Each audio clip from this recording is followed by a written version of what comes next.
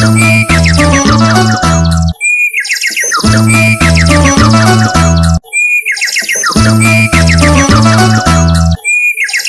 शांति छोटे। ओम शांति भैया। हाँ छोटे, आज का गीत तो सुना ही होगा, तो क्यों नहीं हम।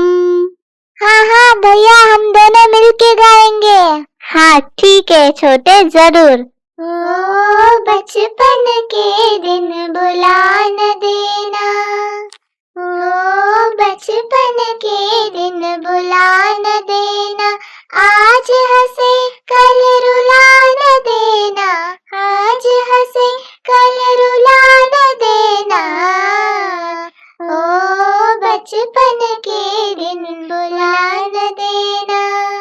हाँ भैया, बचपन के दिन हमें कभी भी भुलाना नहीं चाहिए, क्योंकि तब हम माँ बाप के करीब होते हैं, नजदीक होते हैं, तब हम माँ बाप से अच्छे अच्छे संस्कार ले सकते हैं और बड़े होकर बहुत अच्छे व्यक्ति बन सकते हैं।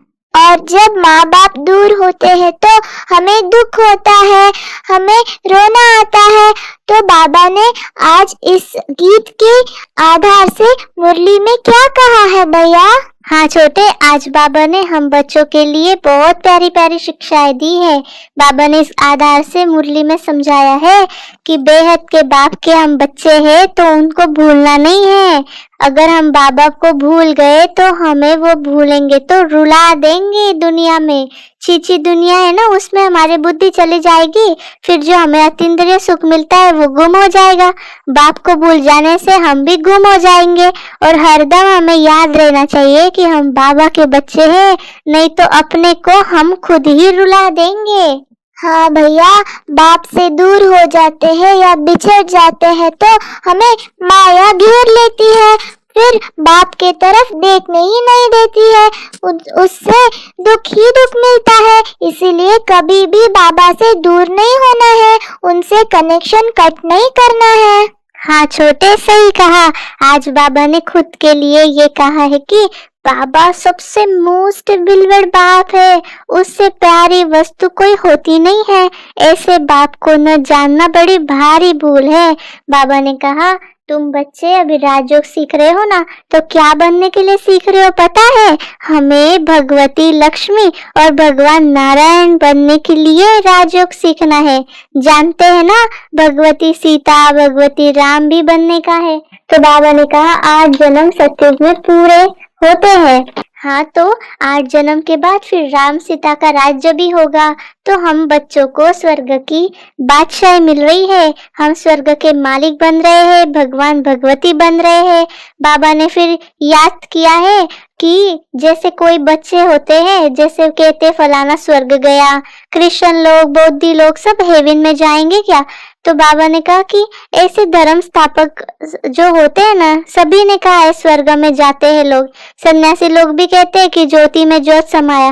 बाबा ने कहा अरे निर्वाण धाम में गया, निर्वाण भी तो लोक है ना, वो निवास स्थान है ना, तो ज्योति में ज्योत होने लीन हो जाएगी तो आत्मा तो रहेगी नहीं, उसका अस्तित्व ही खत्म हो जाएगा। फिर तो खेल ही खत्म, ड्रामा ही खत्म। ड्रामा से कोई भी आत्मा छूट नहीं सकती है, किसी को मोक्ष नहीं मिलता।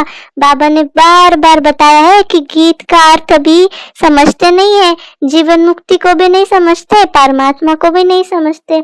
समझे छोटे, क्या समझ आया?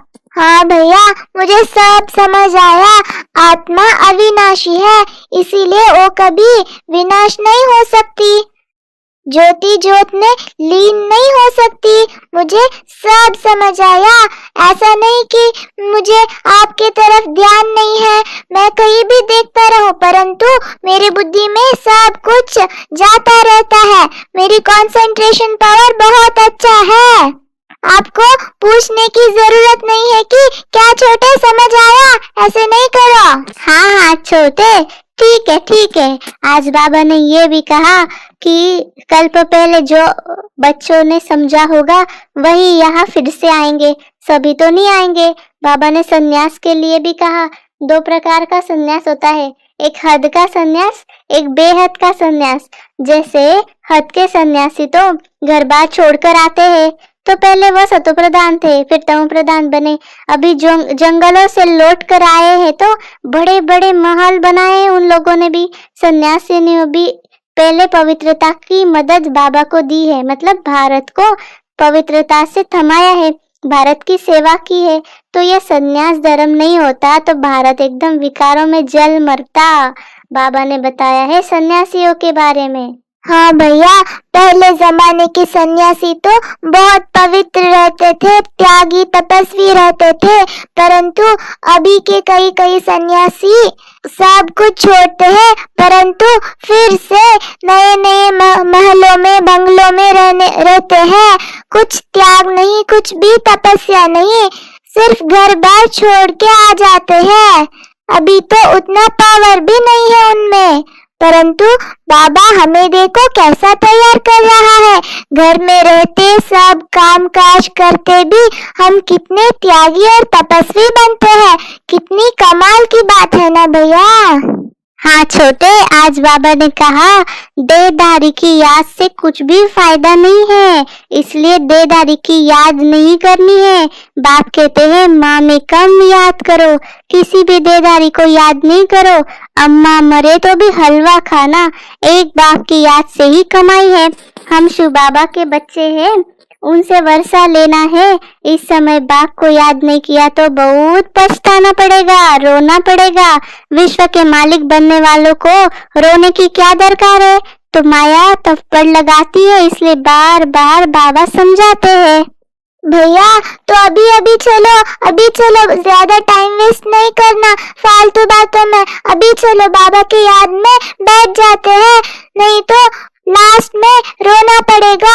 हम विश्व के महाराजा बनने वाले हैं और अब बैठकर रोएंगे तो कैसे होगा। इसीलिए अभी तुरंत जाके बाबा की याद में बैठ जाते हैं।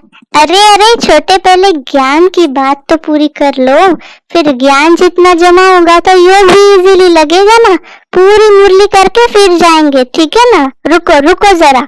फिर आज बाबा ने हम बच्चों को ये भी बताया कि अमरनाथ ने अमरपुरी में एक पार्वती को तो नहीं पर ऐसे अनेकों को अमर कथा सुनाई होंगी ना, तो हम सभी पार्वतियां हैं। बाबा ने फिर स्वर्ग और नरक में क्या फर्क है समझाया, देवताएं कितने महान थे ये समझाया। बाबा ने आज ये भी बोला कि एक ही बार आकर सारे विश्व को पवित्र बनाते हैं बाबा। हम सब बच्चों को राजयोग सिखाते हैं। आज बार बार बाबा ने याद दिलाया है कि मैं राजयोग सिखाता हूँ और अब मैं निराकार हूँ, तो कैसे आकर बच्चों को राजयोग सिखलाऊं। प्रेरणा से तो नहीं सिखाएंगे ना, इसलिए शरीर का आधार लेते हैं। बाबा ने ये भी कहा छोटे, छुई मुई का पेड़ होता है ना, आज बाबा ने उसको भी याद किया। बता तुम्हें पता है छुई मुई का पेड़। हाँ भैया, मैंने तो देखा है, वो हमारे गार्डन में है ना। मैं जब भी मिर्ची लेकर पेड़ पे बैठकर खाने लगता हूँ तो कभी मेरा पंख लगता है तो वो तुरंत मुरझा जाता है। मुझे बड़ा मजा आता है उससे खेलने में, मुरली में आता है ना, इसीलिए मेरे माँ ने भी मुझे दिखाया था कि ये है छुई मुई का पेड़। हाँ छोटे, तो फिर आज बाबा ने उस पेड़ को, उस झाड़ को याद किया। बाबा ने कहा जैसे उसे हाथ लगाओगे तो मुरझा जाता है ना, तुम्हारा भी ऐसा ही हाल होता है। बाप को याद नहीं किया तो खलास। बाबा ने कहा गीत में सुना ना हम बच्चों ने, बचपन के दिन भुला नहीं देना। बाप को भूले तो कहाँ न कहाँ चोट लग जाएगी। माँ बाप कहते हैं ना तुम हमारे बच्चे हो ना, ये शरीर तो विष से पैदा हुआ है, वह इनके लौकिक माँ बाप है। यह तो पारलौकिक बाप और इनका फिर अलौकिक बाप कहा जाता है। यह हद का था फिर बेहद का बन गया। अभी देखो ये लौकिक बच्ची मना निर्मल शांता दादी को बाबा ने बोला, देखो ये लौकिक बच्ची है ना, ये लौकिक भी है, अलौकिक भी है, पारलौकिक भी है। लेकिन शिव बाबा के तो कोई भाई बहन नहीं है, ना लौकिक ना अलौकिक ना पारलौकिक। कितना फर्क है ना। देखो, एक बाप का बनना मासी का घर नहीं है, एक ऐसे बाप से संबंध जोड़ना इसमें टाइम लगता है। तो शिव बाबा की याद में रहना यही बड़ी मेहनत है छोटे। क्या भैया, एक बाबा का बनना मासी का घर नहीं है?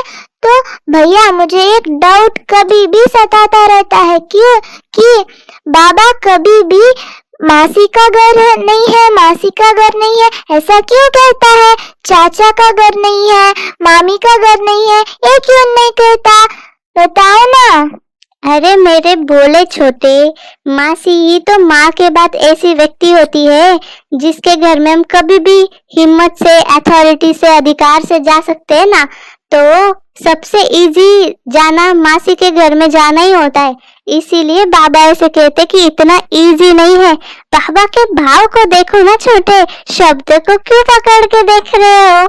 देखा भैया, मैंने कुछ डाउट पूछा तो उसे सॉल्व करके मुझे बताना चाहिए, ऐसा नहीं करना चाहिए या उपदेश नहीं देना चाहिए। बाबा के भाव समझो, ये समझो, वो समझो, मुझे पता नहीं रहता है ना, इसीलिए आपसे पूछता हूँ। आप ही ऐसा कहेंगे तो मैं कहाँ जाऊँ?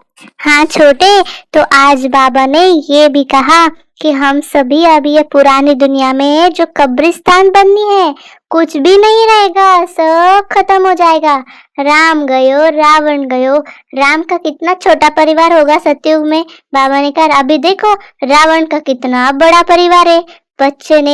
हम बच्चों ने ये सब बातें समझी है। हर बात में पुरुषार्थ फर्स्ट। बाप पुरुषार्थ कराते बच्चे। मुझे याद करो, जिस बाप से हमने स्वर्ग की बादशाही ली थी, क्या उनको याद नहीं करेंगे? तो बाबा ने कहा कि जो बाबा ऐसा स्मृति दिला रहे अभी कि तुम स्वर्ग के मालिक थे, अब फिर से पुरुषार्थ करके स्वर्ग के मालिक बनो। तो छोटे, पुरुषार्थ कर रहे हो ना? स्वर्ग के मालिक बनोगे ना या त्रेता में जाओगे? भैया, ये तो गुड़ जाने और गुड़ की गोत्री जाने। आपको क्यों बताओ मैं क्या बनूंगा, कैसे बनूंगा?